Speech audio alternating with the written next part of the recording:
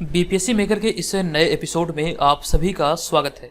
आज के इस वीडियो में 12 और 13 सितंबर 2022 से संबंधित बिहार करंट अफेयर्स और साथ ही राष्ट्रीय और अंतर्राष्ट्रीय घटनाओं से करंट अफेयर्स के जितने भी प्रश्न बनेंगे संबंधित सारी जानकारी आपको विस्तार पूर्वक दिया जाएगा। एक बार पुनः आपको बता दूं कि इस श्रृंखला के सारे वीडियो आपके बिहार की सभी प्रतियोगी परीक्षाओं के दृष्टिकोण से महत्वपूर्ण है, तो रेगुलर बेसिस पर आप यहाँ पर अपनी तैयारी को बरकरार रख सकते हैं।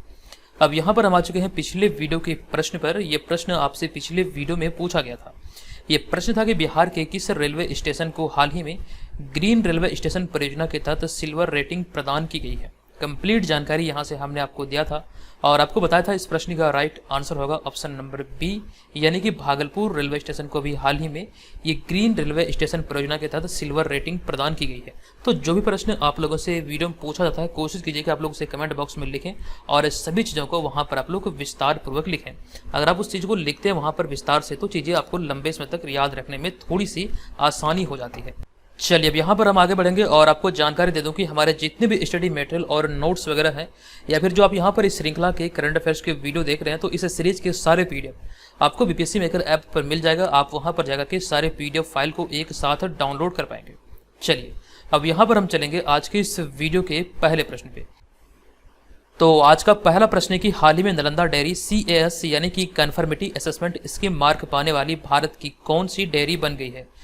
बिहार करंट अफेयर्स के दृष्टिकोण से यह एक महत्वपूर्ण प्रश्न है। हालांकि ये किसी भी एग्जाम में पूछे जा सकते हैं, क्योंकि ये भारत की पहली ऐसी डेयरी बनी है जिसे कि इस कह सकते हैं मार्क्स से सम्मानित किया गया है। तो ऐसे में यहाँ पर इस प्रश्न का जो हमारा राइट आंसर होगा ये हो जाएगा ऑप्शन नंबर ए, यानी कि पहली। और इसी के बारे में हमने डिटेल जानकारी आपके साथ साझा किया है। हमारा पहला पॉइंट है कि हाल ही में नालंदा डेयरी CAS यानी कि कन्फर्मिटी असेसमेंट स्कीम मार्क पाने वाली देश की पहली डेयरी बन गई है और दूध की गुणवत्ता में अव्वल आने पर यह सम्मान इसे यानी कि नालंदा डेयरी को दिया गया है। इसके साथ ही एक उपलब्धि यह भी दर्ज हो गई कि इस मामले में यानी कि दूध की गुणवत्ता के मामले में आनंद गुजरात की जो अमूल डेयरी है ये भी पीछे छूट गई। तो ऐसे में जो उभर कर सामने आया, जो अव्वल स्थान पर रहा, ये नालंदा डेयरी पहले स्थान पर रहा है। हमारा यहाँ पर अगला पॉइंट है दूध अथवा दूध उत्पाद की अंतर्राज्य अथवा वैश्विक बाजार में मार्केटिंग करने के लिए दिसंबर 2021 से यह मार्क लेना अनिवार्य कर दिया गया है, जिसको लेकर भी हाल ही में यह मार्क पाने वाली भारत की पहली जो डेयरी बनी है ये नालंदा डेयरी बनी है। ये यहाँ पर तिथि आपको ध्यान रखना, दिसंबर 2021 के बाद से यह मार्क लेना अनिवार्य किया गया है, जिसके तहत अगर अंतर्राज्य और फिर साथ साथ वैश्विक बाजार में मार्केटिंग करना चाहते हैं तो किसी भी डेयरी के लिए ये मार्क पाना अनिवार्य कर दिया गया है। तो इन सारे पॉइंट के आधार पर यह कंक्लूजन निकलता है कि वर्तमान में राज्य ही नहीं देश की नालंदा इकलौती ऐसी डेयरी है जिसे कि यह मार्क दिया गया है। अब यहाँ पर देखिए बात आई है बिहार के नालंदा जिले की। तो नालंदा जिले के बारे में कई सारी जानकारी हमने कई बार आपके साथ साझा किया है। इसमें से जो पॉइंट आपको याद रखना है कि बिहार का जो पहला जो सफारी का अभी हाल ही में उद्घाटन हुआ था ये नालंदा के राजगीर में किया गया था। और साथ साथ इस बात का भी ध्यान रखेंगे कि बिहार का पहला जो कह सकते हैं रोपवे है, इसका निर्माण नालंदा के राजगीर में ही किया गया था। जबकि दूसरे रोपवे की बात करें तो ये बिहार के बांका जिले के मंदार में है। तो ये सारी चीज़ें यहाँ से आपको इस तरह से चेन बना के याद रखना है। हालांकि और भी कई सारे पॉइंट है जो कि हमने विस्तार पूर्वक आपको बतलाए हैं। अब यहाँ पर हम चलेंगे आज की इस वीडियो के दूसरे प्रश्न पे। ये दूसरा प्रश्न भी हमारा अति महत्वपूर्ण है। ये प्रश्न है कि 33वीं east zone junior athletics championship 2022 में बिहार को पहला गोल्ड मेडल किसने दिलाया है। तो इस प्रश्न का हमारा राइट आंसर हो जाएगा यहाँ पर ऑप्शन नंबर ए, यानी कि राजन महतो। और इससे संबंधित हमारा पॉइंट यहाँ पर है, पहला पॉइंट ये लिखा गया है कि 33वीं east zone junior athletics championship 2022 Kankarbagh के पाटलिपुत्र स्पोर्ट्स कॉम्प्लेक्स में आयोजित किया गया और इस प्रतियोगिता में राजन महतो ने बिहार को पहला गोल्ड मेडल दिलाया है। तो यहाँ से आपके प्रश्न बनने की प्रबल संभावना है कि आपके एग्जाम में प्रश्न बनेंगे। और यहाँ पे हमारा अगला पॉइंट है, इसी वर्ग में जिस वर्ग में राजन महतो ने बिहार को पहला गोल्ड मेडल दिलाया, तो इसी वर्ग में सिक्किम के मनोज कामी को सिल्वर और जबकि मेघालय के यानी कि भारत के मेघालय राज्य के बोलबेस्टर रमसीज को ब्रॉन्ज मेडल मिला। तो यहाँ से ये भी आपको ध्यान रखना है। अब यहाँ पर हमने अगले पॉइंट में लिखा है कि बिहार को दूसरा गोल्ड जेवलिन थ्रो में मिला और इसके तहत इस वर्ग में वीरेंद्र यादव ने अंडर 16 के बालक वर्ग में जेवलिन थ्रो में गोल्ड मेडल जीता है। तो यहाँ पर ये सारी चीज़ों को ध्यान रखना है। पहला मेडल जो दिलाया है ये राजेंद्र महतो ने दिलाया, जबकि हम बात करें दूसरे मेडल की तो दूसरा मेडल वीरेंद्र यादव ने दिलाया। पहला गोल्ड था और दूसरा था सिल्वर। तो इस तरह से आपको ये सारी चीज़ों को नोट कर लेना है। नेक्स्ट होगा यहाँ पर हमारा तीसरा प्रश्न। ये प्रश्न है कि निम्नलिखित में से किनके द्वारा हाल ही में सेंट्रल विस्टा एवेन्यू का उद्घाटन किया गया है। ये बहुत ज़्यादा खबरों में था। हालांकि यहाँ से कुछ जानकारी हमने पहले भी आपको दिया था। तो ऐसे में इस प्रश्न के हम राइट आंसर की बात करें तो हाल ही में सेंट्रल विस्टा एवेन्यू का जो उद्घाटन हुआ है ये नरेंद्र मोदी द्वारा किया गया। तो ऑप्शन नंबर ए यहाँ पर इस प्रश्न का राइट आंसर होगा। यहाँ पर हमारा पहला पॉइंट है कि राष्ट्रपति भवन से इंडिया गेट के मध्य की सड़क और उसके दोनों तरफ के इलाकों को सेंट्रल विस्टा एवेन्यू कहा जाता है या फिर कहते हैं, और इसका उद्घाटन अभी हाल ही में नरेंद्र मोदी द्वारा किया गया है। क्योंकि यहाँ पर आपको ध्यान रखना, इसका नाम परिवर्तित किया गया। बहुत सारी चीजें और भी यहाँ पर निकलकर सामने आई है जो कि आपके एग्जाम में पूछे जा सकते हैं। तो इसके तहत हमने अगले पॉइंट में इस चीज को लिखा है कि आजादी से पहले राजपथ को किंग्स वे और जनपद को क्वींस वे के नाम से जाना जाता था। अर्थात यहाँ पे हम बात करें तो स्वतंत्रता मिलने के बाद क्वींस वे का नाम बदलकर जनपद कर दिया गया था, और साथ ही साथ हम बात करें किंग्स वे का तो किंग्स वे का नाम राजपथ कर दिया गया था, यानी कि राजपथ नाम से जाना जाने लगा। तो यहाँ पर इस कंडीशन को ध्यान रखिए। लेकिन इन सब के बाद अभी हाल ही में आज़ादी के 75 वर्ष पूरा होने के बाद इसका नाम कर्तव्य पथ कर दिया गया है, जिसका अभी हाल ही में उद्घाटन नरेंद्र मोदी द्वारा किया गया। और इस अवसर पर नेताजी सुभाष चंद्र बोस की 28 फीट ऊंची एक प्रतिमा का भी उद्घाटन किया गया। तो ये सारी जानकारी यहाँ से ध्यान रखिए। इस प्रतिमा का जो अभी हाल ही में उद्घाटन किया गया ये ग्रेनाइट का बना हुआ। हालांकि पिछला वीडियो जो चैनल पर अपलोड हुआ था वहां पर मैंने गलती से ग्रेफाइट बता दिया था, आप लोग सुधार कर लेंगे। ये जो 28 फीट ऊंची नेताजी सुभाष चंद्र बोस की प्रतिमा का उद्घाटन हुआ ये ग्रेनाइट से निर्मित है। नेक्स्ट होगा यहाँ पर हमारा चौथा प्रश्न। लेकिन यहाँ पे हम बात करेंगे उससे पहले सेंट्रल विस्टा के बारे में कि सेंट्रल विस्टा प्रोजेक्ट के तहत क्या क्या चीजें शामिल है, क्या क्या चीजों का निर्माण इसके तहत किया जा रहा है। आप यहाँ पर इन सारी चीजों को नोट कर सकते हैं। यहाँ से आपके एग्जाम में प्रश्न बनने की संभावना है। सभी चीजों को हमने यहाँ पर विस्तार से लिख दिया। जैसे कि हम बात करें राष्ट्रपति भवन, संसद, north block, south block, rail भवन, वायु भवन आदि, ये सारे जो है ये सेंट्रल विस्टा प्रोजेक्ट के ही अंतर्गत आते हैं। तो आप चाहें तो यहाँ पर इसका स्क्रीनशॉट ले लीजिए, हो सकता है कि यहाँ से आपके एग्जाम में प्रश्न बने। हम यहाँ पर स्किप कर रहे हैं, चलते हैं अगले प्रश्न पे। हमारा अगला चौथा प्रश्न है कि सुप्रीम कोर्ट के पूर्व मुख्य न्यायाधीश रहे न्यायमूर्ति कमल नारायण या फिर के एन सिंह का हाल ही में निधन हुआ है। कमल नारायण सिंह या फिर के एन सिंह का भी हाल ही में निधन हुआ है। प्रश्न पूछा गया कि बताएं कि वे भारत के कौन से मुख्य न्यायाधीश थे। इंपॉर्टेंट प्रश्न है, आप यहाँ पर इन्हें इस इमेज में देख सकते हैं। तो यहाँ पर हम इस प्रश्न के राइट आंसर की बात करें तो के एन सिंह अर्थात कमल नारायण सिंह भारत के 22वें मुख्य न्यायाधीश रहे थे। तो ऑप्शन नंबर डी यहाँ पर इस प्रश्न का राइट आंसर होगा। इनसे संबंधित सारी चीजों को हमने विस्तार से आपको समझाने का प्रयास किया है। हमारा पहला पॉइंट है कि सुप्रीम कोर्ट के मुख्य न्यायाधीश रहे न्यायमूर्ति कमल नारायण या फिर के एन सिंह का प्रयागराज में 96 वर्ष की आयु में निधन हो गया है। और इसके तहत जो चीजें आपको याद रखना है कि वे भारत के 22वें मुख्य न्यायाधीश थे और बतौर मुख्य न्यायाधीश उनका कार्यकाल 15 नवंबर से लेकर के 12 दिसंबर 1991 तक था। हालांकि इनका कार्यकाल छोटा था, लेकिन यहाँ से ध्यान रखेंगे वे 22वें मुख्य न्यायाधीश बने थे भारत के। ठीक है, अब यहाँ पर हम चलेंगे अगले पॉइंट पे। अगला पॉइंट हमारा है कि न्यायमूर्ति श्री एच जे कानिया भारत के पहले मुख्य न्यायाधीश थे। इंपॉर्टेंट पॉइंट है, आपके बीपीएससी एग्जाम में पूछे जा सकते हैं कि भारत के पहले मुख्य न्यायाधीश कौन थे। तो श्री एच जे कानिया। हमारा अगला पॉइंट यहाँ पर है कि वर्तमान व 49वें मुख्य न्यायाधीश न्यायमूर्ति श्री उदय उमेश ललित या फिर यू ललित हैं। आप इस पॉइंट को नोट कर लीजिए, दोनों तरह से आप नाम रखेंगे, याद रखेंगे, शॉर्ट में भी और इसका पूरा नाम भी। तो पूरा नाम है उदय उमेश ललित और साथ साथ शॉर्ट में बोले जाएंगे यू ललित। अब यहाँ पर हमने आगे के कुछ पॉइंट में 46वें, 47वें और 48वें मुख्य न्यायाधीश की चर्चा की है। तो यहाँ से भी प्रश्न बन सकते हैं। तो 46वें मुख्य न्यायाधीश थे रंजन गोगोई, 47वें बने शरद अरविंद बोबड़े और 48वें बने एन वी रमना। लेकिन वर्तमान व 49वें जो मुख्य न्यायाधीश है ये है उदय उमेश ललित या फिर यू ललित। तो इस तरह से सारे पॉइंट को यहाँ से नोट कर लीजिए। हालांकि हम सुप्रीम कोर्ट की बात करें तो सुप्रीम कोर्ट के बारे में कई बार जानकारी हमने आपको विस्तार पूर्वक दिया है। चलिए अब यहाँ पर हम आगे आ चुके हैं और यहाँ पर हम थोड़ी सी जानकारी आपके साथ साझा करने वाले हैं 68वीं बीपीएससी एग्जाम के बारे में। हालांकि वैसे छात्र जो 68वीं बीपीएससी एग्जाम की तैयारी नहीं करने वाले हैं या फिर इस एग्जाम में पार्टिसिपेट नहीं होने वाले हैं तो वीडियो को 1 मिनट स्किप कर लीजिए, आगे बढ़ जाइए। अब यहाँ पर हम जो चर्चा करने वाले हैं ये उपयोगी होने वाले हैं सिर्फ और सिर्फ वैसे छात्रों के लिए जो आगामी 68वीं बीपीएससी एग्जाम में पार्टिसिपेट करने वाले हैं या फिर तैयारी शुरू करना चाह रहे हैं। तो ऐसे में ध्यानपूर्वक सारी बातों को सुनिएगा, कुछ एक्स्ट्रा चीज़ें यहाँ पर मैं आपको बताने वाला हूँ। तो बेसिकली हम यहाँ पर चर्चा करने वाले हैं परीक्षा का पैटर्न क्या है, परीक्षा कितने अंकों का होता है, मेगा सूची कितने अंकों पर बनता है, बिहार करंट अफेयर्स की तैयारी कैसे होगी और 68वीं बीपीएससी पीटी के लिए बेस्ट मटेरियल कहाँ से मिलेगा। तो इन सारी बातों को यहाँ से आपको ध्यान रखना है। आप यहाँ पर अगले स्लाइड में देख रहे हैं कंप्लीट परीक्षा पैटर्न की जानकारी हमने दिया है। आप चाहें तो इसका स्क्रीनशॉट ले लीजिए क्योंकि यहाँ पर विस्तार से सभी चीज़ों को हमने लिखा है। यहाँ से बहुत सारी चीज़ें आपको समझ में आएगा। बात करें यहाँ पर हम प्रारंभिक परीक्षा की तो ये आपका 150 अंकों का होता है। हालांकि एग्जाम 3 चरणों में आयोजित होता है, जिसमें कि 2 जो चरण होता है मुख्य परीक्षा और इंटरव्यू, इसी के अंकों के आधार पर यानी कि इसी 1020 अंकों के आधार पर आपका मेरिट सूची में नाम आता है। और बात रही यहाँ पर हम सामान्य हिंदी की, तो ये एक क्वालिफाइंग पेपर है जो कि आपको क्वालिफाई करना अनिवार्य होता है। तो ये सारी बातें हमने आपको पहले भी विस्तार से बताया है, लेकिन यहाँ पर हम चर्चा करने वाले 68वें बीपीएससी एग्जाम के बारे में, जो कि बीपीएससी मेकर ऐप पर लॉन्च होने वाला है।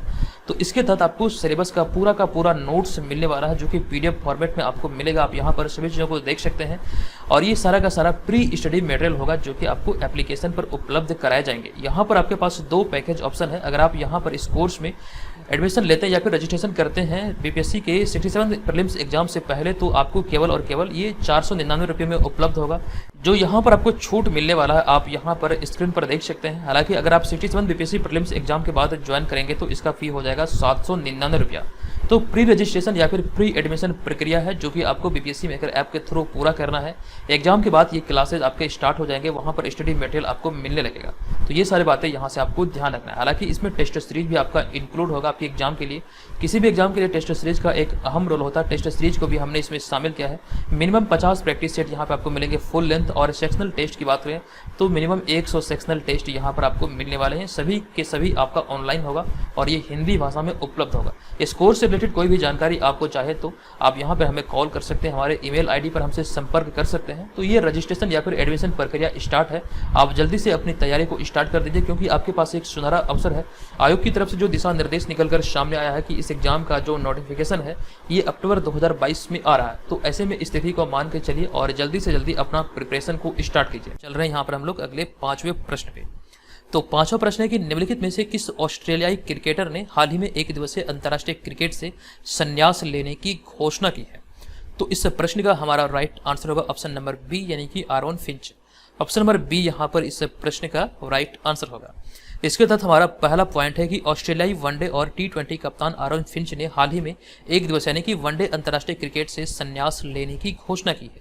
ये संन्यास की जो घोषणा हुई है, वनडे क्रिकेट से संन्यास लेने की घोषणा अभी हाल ही में कह सकते हैं आरोन फिंच के द्वारा किया गया है। अब यहाँ पर हमारा अगला पॉइंट है, हालांकि वे फिलहाल टी20 क्रिकेट खेलते रहेंगे। ऑस्ट्रेलिया ने फिंच की कप्तानी में वर्ष 2021 का टी20 वर्ल्ड कप न्यूजीलैंड को हराकर जीता था। इंपॉर्टेंट पॉइंट है, ये भी चर्चे में, तो हो सकता है आपके 67 बीपीएससी प्रीलिम्स एग्जाम में यहाँ से प्रश्न देखने को मिले। हालांकि पहले के समय की हम बात करें तो पहले के समय में प्रश्न आपसे डायरेक्टली तौर पर पूछे जाते थे, लेकिन वर्तमान समय के करंट अफेयर्स के प्रश्नों का जब एनालिसिस करेंगे तो आप ये पाएंगे कि मिलते जुलते फैक्ट भी वहाँ से आपसे एग्जाम में पूछे जाते हैं। तो इस तरह से चेन बना के चीज़ों को याद रखेंगे। जिस प्रकार से करंट अफेयर्स की मैं पूरी जिम्मेवारी आपके साथ लेकर चल रहा हूँ, तो कहीं ना कहीं ये आपके लिए बेहतर होने वाली है। रेगुलर सीरीज को फॉलो करेंगे तभी आप एग्जाम में सफलता प्राप्त कर पाएंगे। छोड़ के वीडियो को देखेंगे तो ये आपके लिए फायदेमंद नहीं रहने वाला है। तो इस वजह से आपको ध्यान रखना है कि वीडियो रेगुलर देखना है और नोट करना है। अगर नोट नहीं कर सकते तो बीपीएससी मेकर ऐप पर ये तमाम सुविधाएं उपलब्ध है, आप वहां पर जाकर के इसे सारी चीज़ों को एक साथ प्राप्त कर पाएंगे। चलिए अब यहाँ पर हम आ चुके हैं अगले पॉइंट पर। हमारा अगला पॉइंट है कि टी20 वर्ल्ड कप 2022 का आगाज 16 अक्टूबर 2022 से होने वाला है। तो ये बातें भी आपको ध्यान रखना है। नेक्स्ट होगा हमारा यहाँ पर अगला 6वां प्रश्न। ये प्रश्न है कि निम्नलिखित में से किसे हाल ही में औपचारिक रूप से ब्रिटेन का नया सम्राट घोषित किया गया है। तो अभी हाल ही में औपचारिक रूप से ब्रिटेन का नया सम्राट चार्ल्स तृतीय को घोषित किया गया।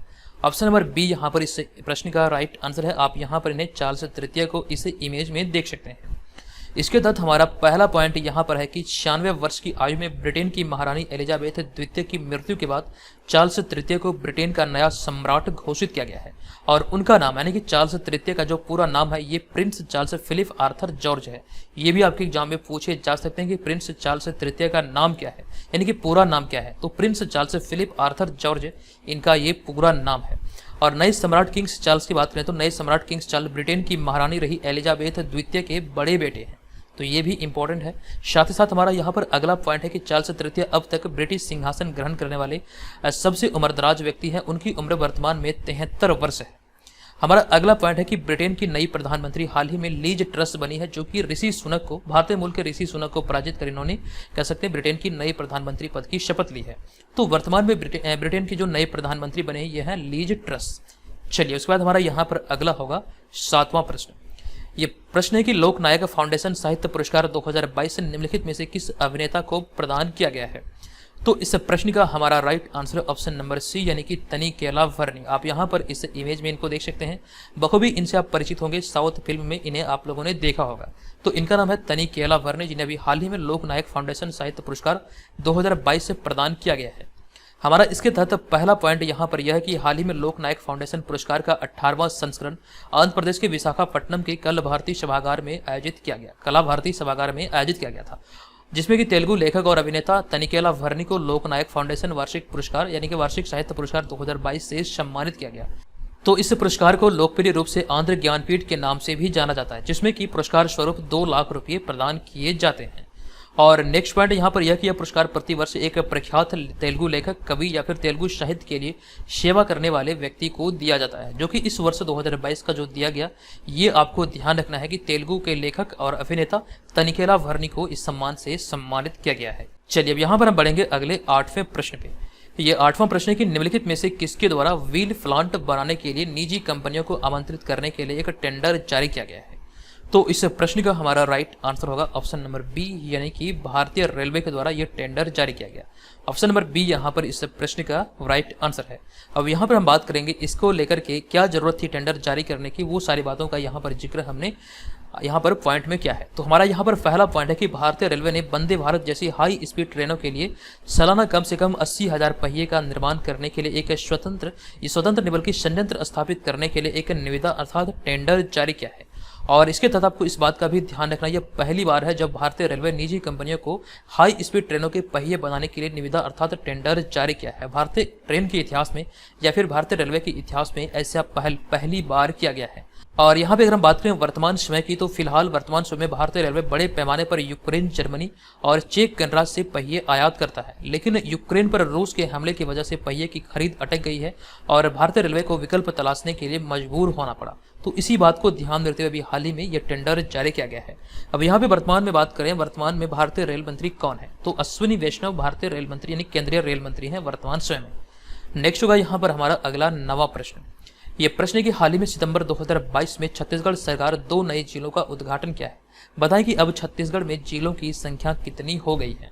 इस प्रश्न का राइट आंसर है वर्तमान आंकड़ों के आधार पर छत्तीसगढ़ में जिलों की संख्या है 33, यानी कि ऑप्शन नंबर सी यहाँ पर इस प्रश्न का राइट आंसर है।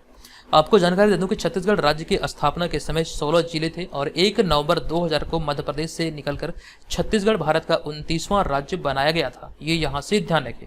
जबकि यहाँ पर हम अगले पॉइंट की बात करें तो हाल ही में मुख्यमंत्री भूपेश बघेल ने 2 नए जिलों का उद्घाटन किया है। और यहाँ पर हमारा अगला पॉइंट जो कि मोस्ट इंपॉर्टेंट है, इसके तहत ये आप याद रखेंगे कि इसमें कोरिया जिले से, कोरिया जिला की बात करें तो कोरिया एक देश भी है, दक्षिण कोरिया और उत्तरी कोरिया। तो यहाँ से आप कंफ्यूज हो सकते हैं, लेकिन आपको इस बात का ध्यान रखना है कि भारत के छत्तीसगढ़ राज्य में एक जिला है जिसका नाम है कोरिया। तो इसमें कोरिया जिले से अलग होकर बने महेंद्रगढ़, चिरमिरी, भरतपुर और जांजगीर चांपा जिले से अलग होकर शक्ति जिला बनाया गया है। तो कुल मिलाकर 2 जिले बनाए गए हैं और इस आधार पर आपको ध्यान रखना है कि अब ये जिलों की संख्या बढ़कर हो गई है 33। अब यहाँ पर इसी चीज को हमने लिख दिया इस प्रकार, मौजूदा समय में छत्तीसगढ़ में अब 33 जिले हैं। छत्तीसगढ़ सरकार की बात यह है तो छत्तीसगढ़ से संबंधित हमने एक एक्स्ट्रा फैक्ट को शामिल किया है कि हाल ही में छत्तीसगढ़ सरकार ने गवर्नस मोबाइल चिकित्सा योजना शुरू करने की घोषणा की है। चलिए बढ़ते हैं यहाँ पर अगले 10वें प्रश्न पे। हमारा 10वां प्रश्न है कि निम्नलिखित में से कौन सा राज्य दिसंबर 2022 में पहली बार रणजी ट्रॉफी की मेजबानी करने वाला है। तो ये घोषणा के आधार पर इसका जो राइट आंसर है ये हो जाएगा सिक्किम, यानी कि ऑप्शन नंबर ए। आपको यहाँ पर जानकारी दे दूं कि सिक्किम पहली बार दिसंबर 2022 में रणजी ट्रॉफी मैचों की मेजबानी करेगा और इसके तहत आपको ध्यान रखना है कि रणजी ट्रॉफी भारत की एक घरेलू क्रिकेट प्रतियोगिता है। आप सभी रणजी ट्रॉफी के बारे में बखूबी परिचित होंगे। अब यहाँ पर हम बात करें रणजी ट्रॉफी के बारे में, इसके इतिहास से जुड़े हुए कुछ प्रश्न हैं जो कि आपके एग्जाम में पूछे जा सकते हैं। तो सर्वाधिक बार यानी कि सबसे ज्यादा बार 41 बार रणजी ट्रॉफी जीतने वाली टीम है मुंबई। आपसे एग्जाम में पूछे जा सकते हैं रणजी ट्रॉफी का खिताब सर्वाधिक बार किस टीम ने अपने नाम किया है। तो मुंबई टीम ने अब तक सर्वाधिक 41 बार इस खिताब को अपने नाम किया है। रणजी ट्रॉफी का पहला मैच 4 नवंबर 1934 को चेन्नई के MA चिदम्बरम स्टेडियम में मद्रास और मैसूर के बीच खेला गया था। और यहाँ पर हमारा अगला पॉइंट है कि वसीम जाफर रणजी ट्रॉफी के सबसे सक्सेसफुल बैट्समैन हैं जिन्होंने वर्ष 1996 से अभी तक इस टूर्नामेंट में 11,000 से भी अधिक रन बना चुके हैं। तो इनसे संबंधित कुछ एक्स्ट्रा फैक्ट थे, यहाँ से प्रश्न बन सकते हैं एग्जाम में, तो हमने इसे शामिल कर दिया है। चलते हम यहाँ पर अगले 11वें प्रश्न पे। तो ये 11वां प्रश्न है कि सितंबर 2022 में प्रसिद्ध पुरातत्वविद यानी कि आर्कोलॉजिस्ट बृजवासी लाल अर्थात बीबी लाल का निधन हुआ है। बताएं कि उन्हें किस वर्ष पद्म विभूषण सम्मान से सम्मानित किया गया था। पद्म विभूषण की बात करें तो ये भारत का दूसरा सर्वोच्च नागरिक सम्मान है और इसके तहत आपको ध्यान रखना है कि बृजवासी लाल यानी कि बीबी लाल को पद्म विभूषण से वर्ष 2001 में सम्मानित 2001 नहीं बल्कि 2021 में सम्मानित किया गया था। तो ऑप्शन नंबर डी यहाँ पर इस प्रश्न का राइट आंसर हो जाएगा। अब यहाँ पर मैं आपको जानकारी दे दूं कि भारतीय पुरातत्व सर्वेक्षण के पूर्व महानिदेशक और पद्म विभूषण से सम्मानित बीबी लाल का 10 सितंबर 2022 को 101 वर्ष की आयु में निधन हो गया।